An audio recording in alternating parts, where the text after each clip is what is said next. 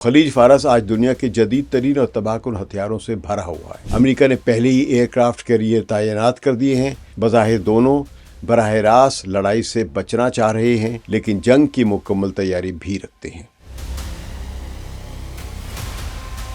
امریکہ کی طاقت اس کی جدید ٹیکنالوجی ہے، سیٹلائٹ سرویلنس ہے، اسٹیلتھ طیارے ہیں، کروز میزائلز ہیں اور عالمی فوجی نیٹ ورک میں ہے، اور وہ اپنے جدید ترین اسلحے پر اترا رہا ہے۔ جنگ کے ابتدائی گھنٹوں میں شدید تباہی ممکن ہے، لیکن کیا امریکہ کا پہلا شدید ترین وار ایران کے جوابی حملے کو روک سکے گا؟ کھلی جنگ دونوں کے لیے مہلک ہوگی، لیکن ہر فریق چاہتا ہے کہ دوسرا جھکے۔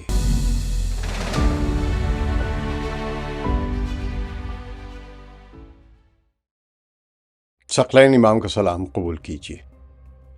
ایران اور امریکہ کے درمیان نیوکلیئر نیگوسیشنز ایک تعطل کا شکار ہونے کے بعد دوبارہ عمان میں شروع ہو رہے ہیں۔ یہ بڑی اہم پیش رفت ہوئی ہے۔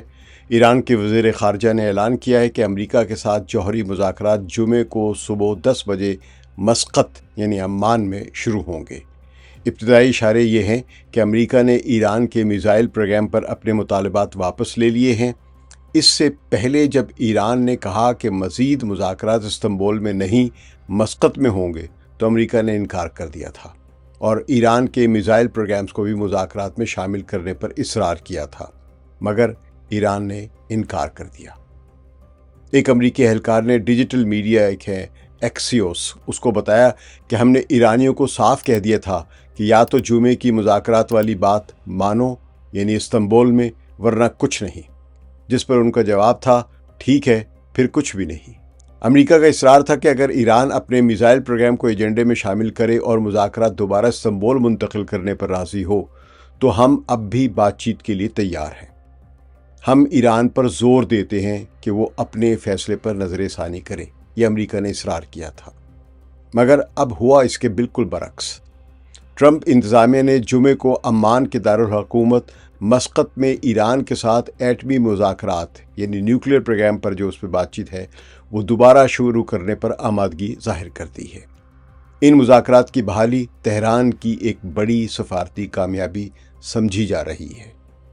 ایران نے نہ صرف ان مذاکرات کو مسقط منتقل کرنے کی شرط منوائی بلکہ ایجنڈے کو بھی صرف ایٹمی معاملات تک محدود کر دیا ہے، جس سے بیلسٹک میزائلز اور ایران کے اتحادی گروپس جیسے امریکی مطالبات پس پشت چلے گئے ہیں۔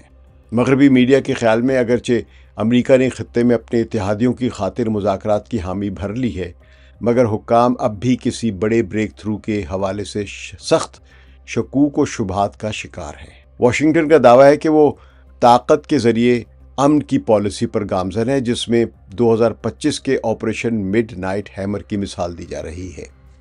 یعنی امریکہ یہ کہہ رہا ہے اور اس کا مغربی میڈیا اس کی حمایت میں یہ کہہ رہا ہے کہ امریکہ اس پالیسی پر گامزن ہے جہاں وہ طاقت کا مظاہرہ کرتے ہوئے ایران پر دباؤ ڈال رہا ہے اور ایک پرامن ایران یا خطے میں ایک امن قائم کرنا چاہتا ہے۔ اسرائیل کے ساتھ قریبی مشاورت کے باوجود امریکی نمائندے اسے صرف کشیدگی کم کرنے کی ایک عارضی کوشش دیکھ رہے ہیں، کیونکہ فریقین کے درمیان اعتماد کا فقدان کسی بھی حتمی معاہدے کی راہ میں ایک بڑی رکاوٹ ہے۔ ایران بھی امریکہ اور اسرائیل پر اعتماد نہیں کر سکتا، کیونکہ ماضی میں صدر ڈونلڈ ٹرمپ ہی یک طرفہ طور پر JCPOA سے باہر نکل گئے تھے، اور پھر گزشتہ برس مذاکرات کے لیے بلا کر اسرائیل کو حملہ کرنے کی اجازت دی اور پھر خود بھی غیر قانونی طور پر حملہ کیا۔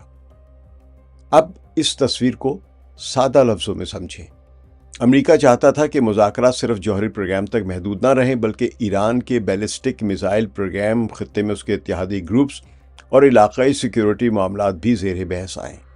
ایران کا موقف سخت ہے کہ جوہری پروگرام پر بات کرو، باقی ہمارے دفاعی معاملات ہیں ان پر بات نہیں ہوگی۔ اور مقام کا تنازع یعنی ایران عمان کے شہر مسقط میں چاہتا تھا، امریکہ استنبول۔ نتیجہ کیا نکلا؟ امریکہ نے کہا یہی یا کچھ نہیں، یہ اس قسم کا موڈ دکھایا، اور ایران کا جواب آیا پھر کچھ بھی نہیں۔ یہی وہ لمحہ ہے جہاں صورتحال خطرناک ہو سکتی ہے۔ ایران نیوکلیئر ہتھیار نہیں چاہتا ہے، اس لیے جوہری پروگرام پر مذاکرات ممکن ہیں، لیکن ایران اپنے دفاعی پروگرام خاص طور پر میزائل پروگرام سے دستبردار نہیں ہوگا۔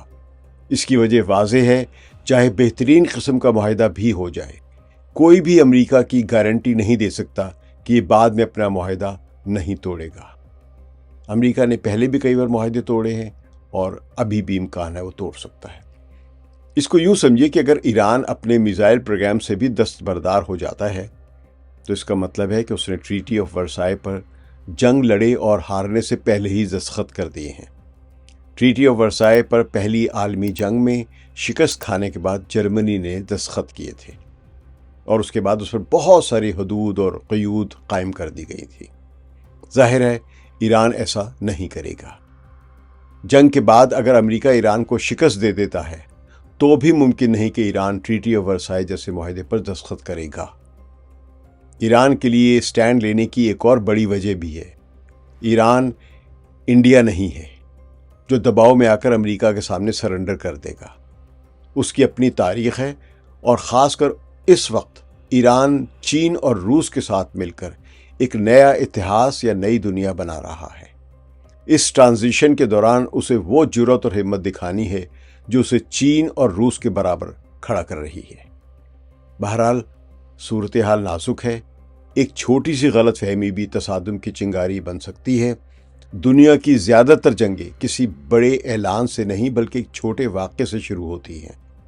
ایک ڈرون گرایا گیا، ایک میزائل کسی ریڈار پر ٹریک ہوا، ایک جہاز نے فائر سمجھ لیا، ایک کمانڈر نے سمجھا کہ حملہ ہو گیا ہے، پھر جوابی کارروائی شروع، پھر مزید جواب، اور پھر جنگ اپنی رفتار پکڑ لیتی ہے۔ بعد میں کیا ہوتا ہے کسی کے اختیار میں نہیں رہتا۔ تو خلیج فارس آج دنیا کے جدید ترین اور تباہ کن ہتھیاروں سے بھرا ہوا ہے۔ امریکہ نے پہلے ہی ایئر کرافٹ کیریئر تعینات کر دیے ہیں۔ اگرچہ ابراہم لنکن فلیٹ جو ہے پورا کا پورا اس کے ساتھ جو ہے وہ ایران سے 800-900 کلومیٹر دور انڈین اوشن میں لنگر انداز ہے، لیکن خطرے ہیں۔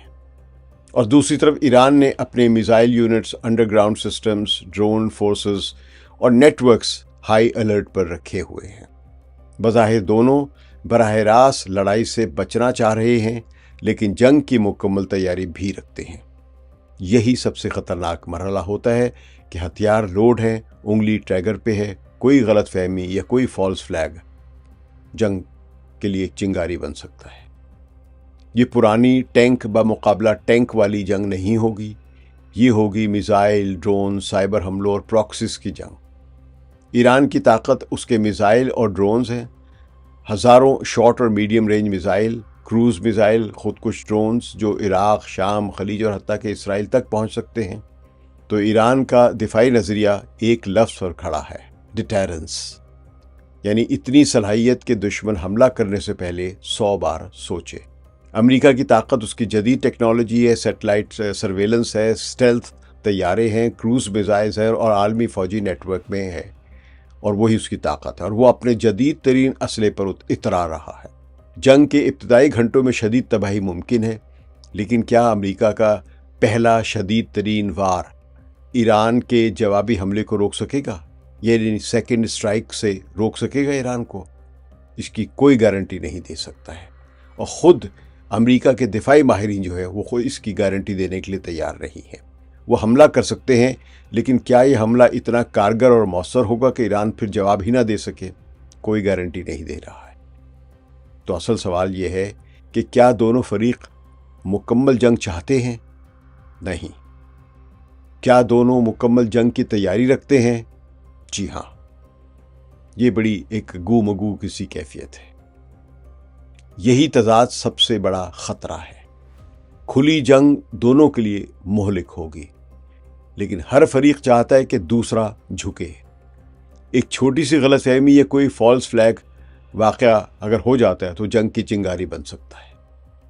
مذاکرات کا رک جانا بھی ایک پیغام ہے۔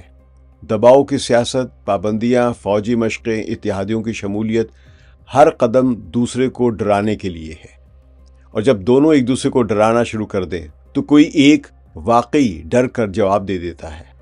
ایران کے $10,000 کے ڈرون کو کروڑوں ڈالر کے F-35 سے لاکھوں ڈالر کے میزائل سے گرانا امریکی خوف کی علامت ہے۔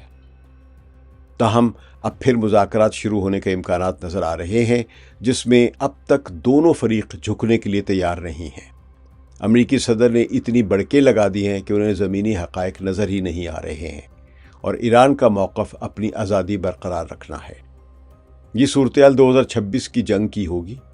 ڈرون، سائبر حملے، میزائل ڈیفنس، خطرناک خطے کی صورتحال اور عالمی مارکیٹ پر اس کے اثرات بڑے گہرے مرتب ہوں گے۔ اصل خطرہ اعلان جنگ نہیں بلکہ وہ لمحہ ہے جب کوئی کمانڈر سمجھے کہ حملہ ہو گیا ہے اور وہ فوراً جواب دے دے۔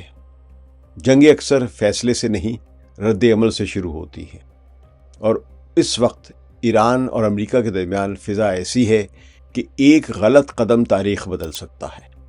بہرحال جنگ ہو یا نہ ہو، خطے میں اور عالمی جیو پالیٹکس میں ایک بڑی تبدیلی آ رہی ہے۔ شکریہ۔ ثقلین امام کو اجازت دیجیے۔ خدا حافظ۔